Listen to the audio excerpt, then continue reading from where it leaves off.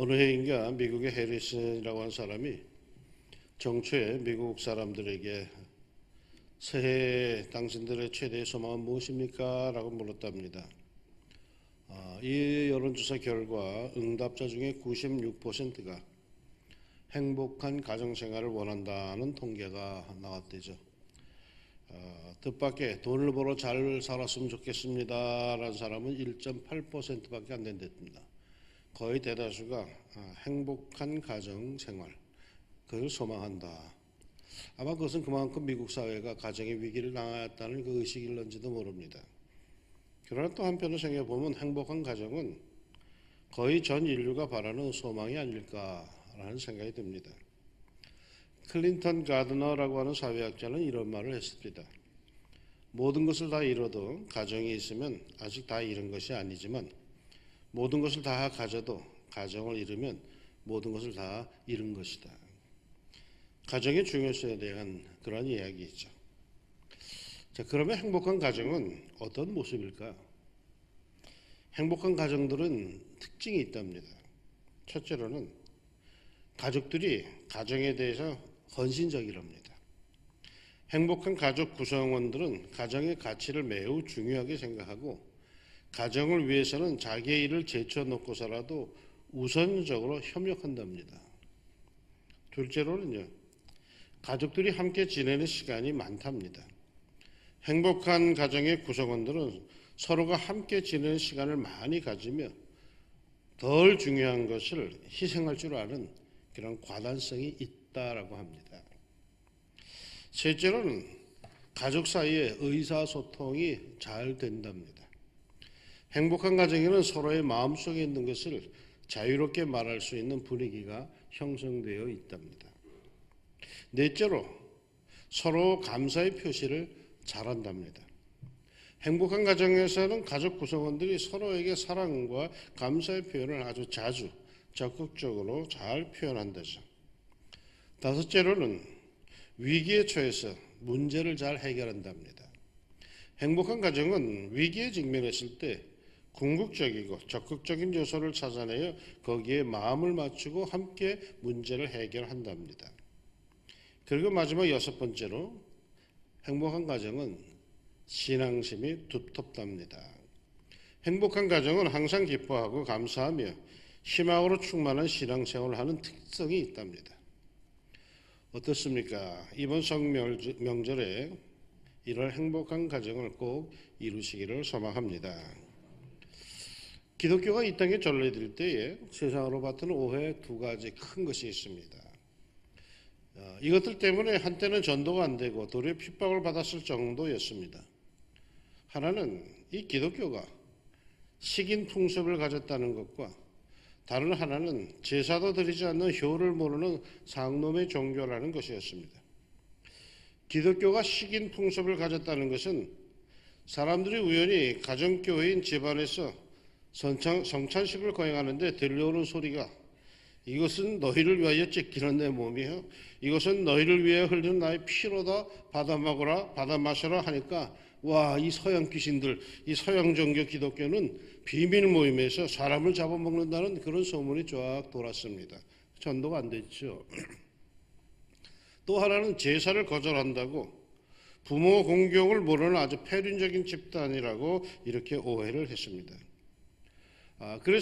그러면서 곁들인 오해의 말씀들 중에 하나가 오늘 읽은 바로 성경 본문입니다. 예수님의 어머니 마리아와 동생들이 예수님을 찾아왔습니다. 그런데 사람들이 얼마나 많은지 마리아와 동생들은 예수님 근처에 다가갈 수가 없었습니다. 그러자 이를 본 한 사람이 예수님, 어머니와 동생들이 찾아왔습니다 라고 말합니다. 그러자 예수님은 내 어머니와 내 동생들은 곧 하나님의 말씀을 듣고 행하는 이 사람들이라고 말씀을 하십니다. 얼핏 들어보면은 예수님이 자기의 가족을 부정하고 도리어 함께 있는 사람들이 당신의 가족이라고 말하는 것 같습니다. 멀쩡히 어머니가 문 앞에 와 있다는데도 그 어머니를 왜 부정하고 엉뚱한 사람들 내 가족이라고 말하는 것 같습니다. 하지만 그런 상황, 그런 이야기는 아닙니다. 그러기에 이 뒤에 일을 두고 사람들이 사람이 어떻게 그럴 수가 있느냐, 어떻게 지 어머니를 모른다고 할 수 있느냐라는 이런 시비를 거는 게 없습니다. 만약 그게 사실이었다면 예수님의 대적자들이 언제나 포진하고 있었는데 가만히 있을 리가 없겠죠. 다 이해된 상황이란 그러한 뜻입니다. 마리아와 예수님의 동생들은 분명 예수님의 가족입니다. 그러나 예수님은 마리아의 아들로만 머무는 분이 아니시죠.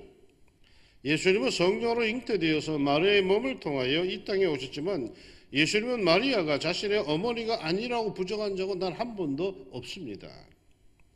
도리어 예수님은 믿음 안에서 새로운 가족이 탄생하고 형성되었음을 말씀하고 있습니다. 우리는 하나님을 아버지라고 부릅니다. 왜요? 하나님이 그렇게 부르라고 하셨습니다. 그 어떤 종교도 자신이 믿는 신을 아버지라고 부르게 하지는 않습니다. 그런데 하나님은 우리에게 하나님을 아버지라고 부르게 하셨습니다. 갈라디아서 4장 6절에 너희가 아들이므로 하나님이 그 아들의 영을 우리 마음 한가운데 보내사 아빠 아버지라 부르게 하셨느니라. 하나님을 아빠 아버지라고 부르는 우리는 모두 한 가족이 된 것이죠. 에베소 2장 19절에는 그러므로 이제부터 너희가 외인도 아니요 손도 아니요 오직 성도들과 동일한 시민이요 하나님의 권속이라. 권속이라는 말이 뭔지 아시죠?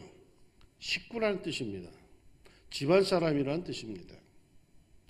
그러니까 분명한 것은요, 영접하는 자고 그 이름을 믿는 자들에게는 하나님의 자녀가 되는 권세를 주셨으니 말씀대로 예수 그리스도를 영접한 사람들에게는 하나님께서 그 예수의 영 성령을 보내사 우리로 하여금 하나님을 향하여 아빠 아버지라고 부르게 하셨고, 그렇게 함으로 우리는 하나님의 식구, 하나님의 권속이 되었다라는 것입니다. 예수님은 이 사실을 가르치고 싶은데 적당한 기회가 아직 없었습니다. 그러던 차에 어머니와 동생들이 찾아왔습니다 라고 하자 기회다 싶어서 말씀하신 겁니다. 이 장면을 조금 더 정확하게 기록하고 있는 마태복음 12장 46절 이하를 보면 한 사람이 예수께 여짜오되 보소서 당신의 어머니와 동생들이 당신께 말하려고 밖에 서 있나이다 하니 말하던 사람에게 대답하여 이르시되 누가 내 어머니이며 내 동생들이냐 하시고 손을 내밀어 제자들을 가리켜 이르시되 나의 어머니와 나의 동생들을 보라. 누구든지 하늘에 계신 내 아버지의 뜻대로 하는 자가 내 형제요 자매요 어머니이니라 하시더라. 그러니까 어머니와 동생들이 밖에 있습니다 라고 했더니 예수님이 누가 내 어머니와 내 동생들이냐라고 말씀하신 것은 그리고 자기 제자들을 가리키면서 내 어머니와 내 동생들이다. 누구든지 하나님의 뜻대로 행하는 자는 다 내 어머니요 내 형제요 내 자매다. 여러분 그 자리는 분명히 남자들만 있었을 겁니다. 여자들은 공중으로 나오지 못합니다. 그러니까 거기에 분명히 남자들만 있었는데 거기 남자들을 향해서 내 어머니요 내 형제요 내 자매요 라고 말하는 것은 그들이 꼭 혈육적으로 그렇다는 게 아니라 하나님의 뜻대로 행하는 사람들은 누구든지 내 집안 식구다, 내 집안 사람이다 라고 말하고 있는 것이죠. 그러니까 오늘 말씀은 육신의 가정을 부정하는 말이 아닙니다. 주님은 한 가족의 구성원이기도 하지만 넓게는 온 세상의 모든 사람을 구원하러 오신 메시아입니다. 그러니 본문은 메시아로서 새로운 가족을 말씀하신 것이지 결코 육신의 가족을 부정하는 것은 아니었습니다. 넓은 의미의 하나님의 가족을 가르칠 수 있는 기회이기에 그리 말씀하신 것뿐입니다. 분명한 것은요, 예수님은 육신의 가족을 사랑하셨습니다. 누가복음 2장에는 예수님의 어린 시절의 기록이 나옵니다. 그중 예수님의 12살 때의 기록이 있는데 이러합니다. 예수께서 함께 내려가사 나사렛에 이르러 순종하여 받드시더라. 예수님의 어린 시절은 부모님께 순종하여 받드신 삶이었습니다. 또 요한복음 2장에는 예수님이 어머니 마리아와 가나안에 있는 친척의 혼인집에 가셨는데 그때 그 집에 포도주가 떨어졌습니다. 이 어머니의 부탁이 있자 아직 자기의 때가 되지 않았다고 하시면서도 결국은 그 어머니의 부탁대로 물로 포도주를 만드십니다. 십자가에 달리셨을 때도 숨이 턱턱 넘어가면서도 어머니 공양을 제자 요한에게 부탁하십니다. 예수께서 자기의 어머니와 사랑하시는 제자가 곁에서 있는 것을 보시고 자기 어머니에게 말씀하시되 여자여 보소서 아들이니라 하시고 또 그 제자에게 이르시되 보라 내 어머니라 하신대 그때부터 그 제자가 자기 집에 모시니라. 그러니까 성경에 이러한 기록들을 볼 때 예수님은 결코 부모를 공경하고 친척을 챙기는데 전혀 소홀함이 없으셨습니다. 하나님께서 우리에게 주신 가장 기본적인 신앙 윤리인 십계명에서는 부모를 공경하라고 분명하게 말씀하십니다. 너는 내 하나님 여호와께서 명령한 대로 내 부모를 공경하라. 그리하면 내 하나님 여호와가 네게 준 땅에서 내 생명이 길고 복을 누리리라. 심지어 예수님께서는 마가복음 7장에서 고르반 제도를 악용하는 사람들을 강하게 책망하십니다. 고르반의 뜻은 하나님께 드리는 선물이죠. 거룩한 목적을 위해서 우선적으로 물질을 하나님께 바쳤던 이스라엘의 전통을 말합니다. 어느 사람에게 부모를 부양해야 할 물질이 있는데 이 자녀가 부모님께 드릴 물질을 그래서 고민 끝에 하나님께 드렸다고 하면은 부모님께 드리지 않아도 드린 것과 다를 바 없다는 전통이 이게 고르반 제도입니다. 하나님을 우선적으로 섬기려는 자세를 보여주는 그런 모습이었죠. 그런데 여기에 사람들의 욕심이 끼어드니까 자기의 것을 내어서 하나님께 드려야 되는데 별도로 마련해서 하나님께 드려야 되는데 자신의 것이 아까우니까 부모님께 마땅히 드릴 것을 하나님께 드리며 고르반이라고 한 것입니다. 우리식으로 말하면요, 특별 헌금도 해야 하고 부모님께 생활비도 드려야 하고 고민하다가 엄마에게 전화해서 엄마 이번 달에는요 교회에서 특별 헌금이 있어서 엄마께 드려야 할 생활비 용돈은 하나님께 드렸어요 라고 말하는 것과 똑같다는 것입니다. 예수님은 이것을 책망하십니다. 이렇게 말씀하셨습니다. 너희가 너희 전통을 지키려고 하나님의 계명을 잘 저버리는도다. 모세는 내 부모를 공경하라 하고 또 아버지나 어머니를 모욕하는 자는 죽임을 당하리라 하였거늘. 부모에 대해서만 이런 말씀하신 것이 아닙니다. 디모데전서 5장 8절을 보면 누구든지 자기의 친족 특히 자기 가족을 돌보지 아니하면 믿음을 배반한 자여 불신자보다 더 악한 자니라. 믿음 생활 운운하면서 가족을 등한시하고 돌아보지 않고 부모 공경 안 하고 친척들 안 돌아보고 나 교회 가서 산다고 그런 게 그것도 악하다는 것입니다. 돌아보라는 거예요. 결코 가족을 소홀히 여기서는 안 된다라는 것이 성경의 가르침이에요. 이렇게 주님은 가족과 친족을 사랑하라고 하십니다. 귀중히 여기라고 하십니다. 예수님처럼 살아야 하는 우리들, 예수님처럼 가족과 친족을 귀하게 여기며 사랑해야 하지 않겠습니까? 그런데 우리의 삶을 돌아보면 사랑한다고 하면서도 말은 그렇지 못할 때가 더 많습니다. 어떤 분의 간증을 들어보니까 자신은 성격이 급하고 말이 거칠어서 툭하면 자녀에게 나가 죽어 라고 했답니다. 그런데 어느 날 그날도 화가 나서 자녀를 향해서 너 그렇게 하려면 나가 죽어 라고 소리를 질렀는데 그 순간 하나님께서 자신에게 그러시더랍니다. 정말 네가 말한 대로 해줄까? 깜짝 놀라서 정신이 확 들었대죠. 제 어릴 때부터 어른들의 입에서 자주 들은 말이 이 망할 놈의 XX, 망할 놈의 세상, 망할 놈의 집안, 망할 놈의 학교, 망할 놈의 회사, 망할이라는 말들을 너무 쉽게 자주 사용을 합니다.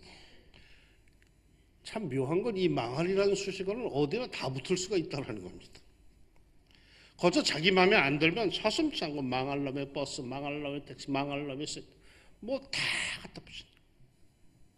그런데 말이죠, 이상하게도 이 세상을 온통 망할 놈이 하고 있는데 왜 우리는 망하지 않고 여태까지 잘 살고 있는 걸까요?